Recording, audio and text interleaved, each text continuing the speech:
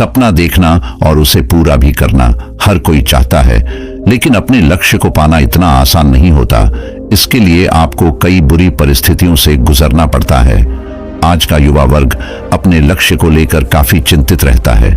बहुत से लोग अपने जीवन में बहुत बड़ा करना चाहते हैं, लेकिन उनके सामने ऐसी कौन सी परिस्थितियां आ जाती हैं जो उन्हें अंदर तक तोड़ देती है। ऐसी परिस्थितियों में उन्हें समझ ही नहीं आता है कि क्या करना चाहिए, क्या नहीं। आप लोगों के साथ भी ऐसा हुआ होगा कि आप जो भी करना चाहते हैं वो नहीं होता है और आप बार बार असफल होते हैं। अगर आप बौद्ध ज्ञान की इन बातों का हमेशा ध्यान रखेंगे तो कोई भी काम आप कर सकते हैं। आप पढ़ रहे हो या कोई व्यवसाय कर रहे हो या कोई भी काम का क्षेत्र, आपको सफलता अवश्य मिलेगी। ये कहानी आपकी पूरी जिंदगी को बदल कर रख देगी। आपका जो भी लक्ष्य होगा उसको हासिल करने में आपकी मदद करेगी। एक नगर में एक किसान और एक सेठ रहा करता था। दोनों बहुत ही अच्छे मित्र थे, लेकिन किसान गरीब था और सेठ अमीर था। उन दोनों का विवाह हो चुका था। दोनों के ही एक एक लड़का था। सेठ के लड़के का नाम रामधारी और किसान के लड़के का नाम गजानंद था। फिर सेठ ने और किसान ने दोनों बच्चों को शिक्षा ग्रहण करने के लिए एक ही आश्रम भेज दिया। आश्रम में दोनों ने मन लगाकर अध्ययन किया। दोनों खूब परिश्रम करते थे, लेकिन गजानंद अपने गुरु के उपदेश सुनने के बाद और उनसे शिक्षा ग्रहण करने के बाद उनके द्वारा बताई गई बातों को अकेले में जाकर स्मरण करता, गुरु की कही बात को कई बार दोहराता। और वहीं दूसरी तरफ रामधारी लोगों के उपदेश सुनने के बाद अपने दोस्तों के साथ गप्पे करने लग जाता था। उसने कभी गुरु की बताई हुई बातों का स्मरण नहीं किया था। ऐसे ही देखते देखते गजानंद आश्रम का सबसे होनहार शिष्य बन चुका था। गुरु भी गजानंद की खूब प्रशंसा करते थे। फिर समय बीतता गया और इस समय के साथ गजानंद और रामधारी दोनों की शिक्षा पूर्ण हो जाती है और शिक्षा पूर्ण होने के बाद गुरु ने दोनों को अपने घर भेज दिया। घर जाने के बाद गजानंद और रामधारी दोनों ने अपना व्यवसाय शुरू किया। गजानंद के पिता किसान थे, जिस वजह से इतने धनवान नहीं थे। वहीं दूसरी तरफ रामधारी के पिता एक धनवान सेठ थे। रामधारी ने स्वर्ण से बने आभूषणों का व्यवसाय शुरू कर दिया, लेकिन रामधारी को इतनी समझ नहीं थी कि व्यापार को कैसे करना है, जिस कारण से उसे अपने व्यवसाय में बहुत नुकसान उठाना पड़ा। फिर उसने उस व्यापार को छोड़कर कपड़ों का व्यापार शुरू किया, लेकिन उसको उस व्यापार में भी कोई लाभ नहीं हुआ। फिर उसको किसी ने कहा, तुम फलों का व्यापार शुरू कर दो, इसमें बहुत ही ज्यादा मुनाफा है।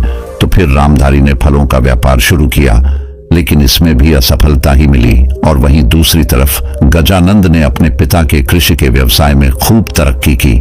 उसने फसल की पैदावार को दुगना चौगुना कर दिया। उसने अनाज के गोदाम खोल दिए। बड़े बड़े लोग उसके गोदाम से अनाज लेकर जाते थे, जिससे उसकी आमदनी काफी ज्यादा हो गई थी। गजानंद ने अपनी आमदनी और भी विभिन्न प्रकार के व्यवसाय में लगा दिया और देखते ही देखते गजानंद उसे नगर का सबसे धनवान व्यक्ति बन गया। और वहीं दूसरी तरफ रामधारी ने व्यवसाय बदल बदल कर अपने पिता का सारा धन बर्बाद कर दिया और वो धनवान से गरीब हो गया। जब रामधारी ने गजानंद को देखा कि गजानंद नगर का सबसे धनवान व्यक्ति बन गया है और उसके पास तो इतने पैसे भी नहीं थे, तो आखिर वो इतना धनवान बना तो बना कैसे? आखिर उसने ऐसा क्या किया जो इतना धनवान व्यक्ति बन गया? और मैं इतना धनवान व्यक्ति था, पर अब मैं गरीब बन चुका हूं। फिर रामधारी ने सोचा, अब इस बात का जवाब तो मुझे आश्रम में गुरुदेव ही दे सकते हैं। फिर यही सोचकर रामधारी अपने गुरु के आश्रम चला जाता है। आश्रम जाकर उसने गुरु को प्रणाम किया। गुरु ने रामधारी को आश्रम में देखकर उससे पूछा, क्या बात है बेटा, यहाँ कैसे आना हुआ? गुरु की बात सुनकर रामधारी ने कहा, गुरुदेव आप दोगले हैं। आपने गजानंद को ऐसा कौन सा ज्ञान दिया था जो मुझे नहीं दिया? यह सुनकर गुरुदेव आश्चर्य में पड़ जाते हैं। उन्होंने पूछा, आखिर क्या बात हुई है बेटा, तुम ऐसा क्यों कह रहे हो? मैंने तो अपने सभी शिष्यों को समान रूप से शिक्षा देता हूं, फिर तुम्हें ऐसा क्यों लगा? यह सुनकर रामधारी ने बोला, तो फिर गुरुदेव मैं गरीब और गजानंद अमीर कैसे बन गया? मेरे पास तो बहुत धन था, लेकिन फिर भी मैं सफल नहीं। मैंने बहुत मेहनत की, लेकिन जो भी व्यवसाय मैंने किया उसमें मुझे असफलता ही हाथ लगी। मेरा सब कुछ बर्बाद हो गया। और उस गजानंद को देखो, उसके पास कुछ भी नहीं था और वह आज नगर का सबसे धनवान व्यक्ति बन गया है। आखिर गुरुदेव आपने उसे कैसा ज्ञान दिया था जिसका इस्तेमाल करके वो इतना अमीर बन चुका है? रामधारी की यह बातें सुनकर गुरु मुस्कुराए और उन्होंने रामधारी से कहा, बेटा सिर्फ मेहनत करने से सफलता थोड़ी मिलती है। मेहनत तो मजदूर भी करते हैं। अगर मेहनत करने से सफलता मिलती तो आज जितने भी मजदूर हैं वो सारे सफल होते और धनवान होते। बेटा, तुम असफल अपनी वजह से हुए हो, क्योंकि तुमने ठीक से मेहनत नहीं की, ठीक से व्यवसाय नहीं किया। तुमने मेहनत तो की है, लेकिन मेहनत सही तरीके से नहीं किया। अगर तुम मेहनत सही तरीके से करो तो एक दिन सफलता तुम्हें अवश्य मिलेगी। और तुम्हारे असफल होने की वजह तुमने चीजों को बिना समझे ही उसमें मेहनत की है। जब भी तुम किसी कार्य को करो, अगर तुमने इन बातों का अच्छे से ध्यान रखा तो सफलता तुम्हारे कदमों में होगी। यह सुनकर रामधारी ने बोला, गुरुदेव आप मुझे बताइए आखिर वो कौन से चरण है। उसके बाद गुरु कहते हैं, सबसे पहला चरण है कि आप जो भी काम करें, जो भी व्यवसाय करें, पहले उसके बारे में अच्छे से समझ लें।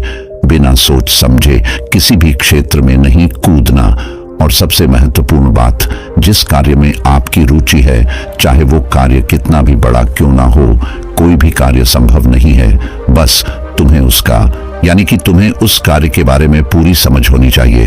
अगर तुम में उस कार्य के प्रति समझ नहीं है तो उसमें कितना समय लगता है, उस कार्य में क्या क्या करना पड़ता है, वो काम कैसे किया जाता है, इन सब की समझ आपके अंदर होनी चाहिए।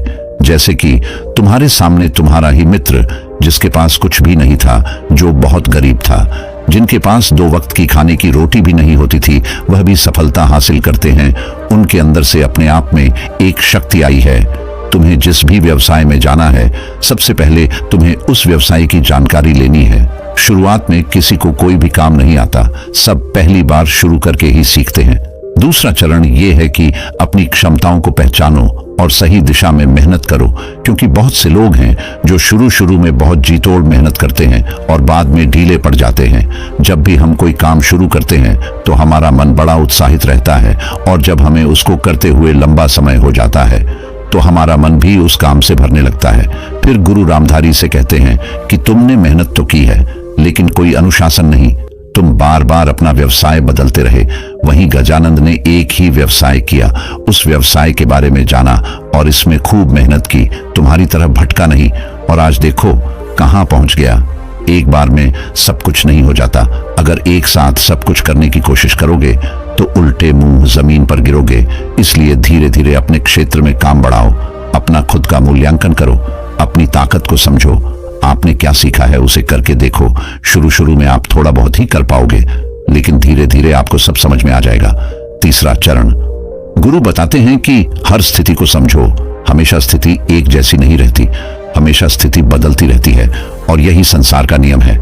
आज जो है वो कल नहीं होता, कल जो है वो परसों नहीं होगा। इसलिए समय के साथ हमें बदलना पड़ता है। जरूरी नहीं कि लोग जिस तरह से सफल हुए हैं इस तरीके से आप भी सफल हों। अगर आपको एक तरीका अपनाकर सफलता नहीं मिलती है तो अपना तरीका बदल कर देखो। लेकिन आप क्या करते हो, आप तो पूरा अपना क्षेत्र ही बदल देते हो और दूसरे क्षेत्र में घुस जाते हो, जबकि आपको ऐसा नहीं करना।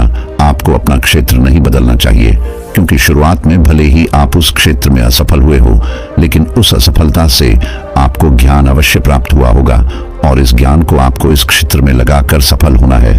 बस आपको अपना तरीका बदलना है, मंजिल नहीं बदलना है।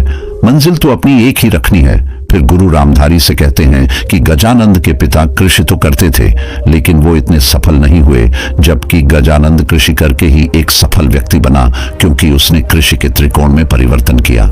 उसने अपने फसल की पैदावार को बढ़ाया है, उसने परिवर्तन किया है, जबकि उसके पिताजी एक ही रास्ते पे चलते जा रहे थे और एक ही तरीके से कृषि करते जा रहे थे। जबकि मेहनत तो गजानंद के पिता ने भी की है और गजानंद ने भी की है। गजानंद ने स्थिति को समझकर सही दिशा में मेहनत की है। फिर गुरु रामधारी से कहते हैं कि चौथा और सबसे आखिरी चरण है जीवन में अपने आप को मजबूत बनाना, शरीर से भी और दिमाग से भी। जीवन मतलब युद्ध, या तो आप हंसकर लड़ोगे या रोकर लड़ोगे, लेकिन जीवन का मजा भी तो यही है कि आपको लड़ना तो है ही। जीवन की लड़ाई में 2 ताकतें सबसे ज्यादा काम आती हैं, एक तो मन की और एक शरीर की।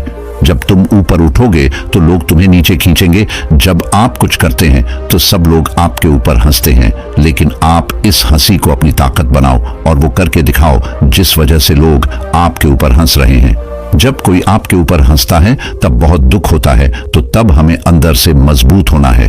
अपने आप को इस चीज के काबिल बनाना है। लोगों की बातें सुनकर टूटना नहीं है, क्योंकि लोगों का काम तो दूसरों को गिराने का ही होता है। हमारे जीवन में सबसे बड़ा योगदान हमारे माता पिता का ही होता है, जो जीवन में कभी भी हमें निराश नहीं करते, हमें हिम्मत देते हैं, हमसे कहते हैं कि तुमसे क्यों नहीं होगा, तुम इस काम को जरूर कर लोगे। इसके बाद गुरु रामधारी से कहते हैं, अपने मन को मजबूत करने के लिए हमें ध्यान करना चाहिए, क्योंकि हम कोई भी कार्य करते हैं तो हमारा मन हमें भटकाता रहता है और आपकी जीत आपके मन पर निर्भर करती है। अगर आपकी मित्रता आपके मन से हो जाए तो आपको काम का पता ही नहीं चलेगा, लेकिन अगर आपका मन आपके साथ नहीं है तो आप कुछ देर काम करने के बाद उस काम से दूर हो जाओगे। इसलिए अपने मन को मजबूत बनाओ, उसके साथ अपने शरीर को भी मजबूत बनाओ, क्योंकि यही ताकत आपका उत्साह बनेगी और फिर वही उत्साह आपके जीवन में सफलता दिलाएगा। आप काम करने के चक्कर में कभी भी अपने व्यक्तित्व पर ध्यान ही नहीं देते, इसलिए आपको मेहनत करने के साथ साथ अपने शरीर का भी ध्यान रखना है, क्योंकि अगर आप स्वस्थ रहोगे तब इस जीवन में कुछ कर पाओगे। दोस्तों, इस वीडियो में बस इतना ही। मिलते हैं अगली वीडियो में। अपना ख्याल रखिएगा। धन्यवाद।